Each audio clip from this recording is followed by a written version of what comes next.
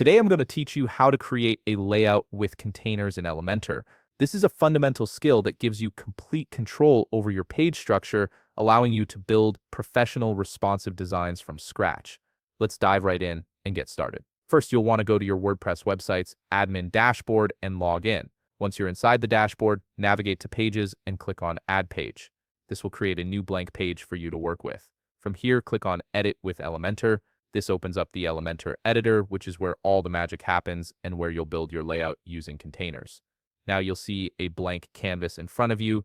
To add your first container, click the large plus icon that appears on this blank canvas. This is your starting point for building any layout in Elementor. The container system is what gives you flexibility in designing your pages, so this step is crucial. After clicking the plus icon, you'll be presented with layout options. Select Flexbox from these options. Flexbox is the default choice for flexible layouts and gives you the most control over how elements are positioned and aligned within your container. It's the modern way to structure content in Elementor. Next, you'll need to choose a layout structure. You can start simple with a one-column layout if you're building something straightforward, or select 2 columns in a row if you want to place elements side by side.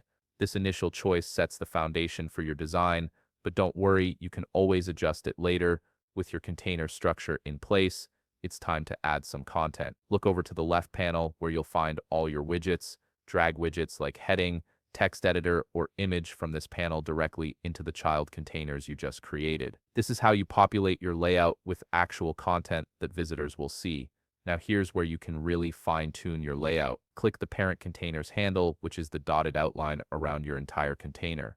Once selected, go to the Layout tab in the left sidebar. Here you'll find the Direction option. Set this to either row or column, depending on whether you want your elements to flow horizontally or vertically. This gives you precise control over how your content is arranged. You can also adjust the width based on your preferences. This determines how much horizontal space your container takes up on the page. Play around with this setting to see what works best for your design vision. Additionally, you can adjust the men height setting.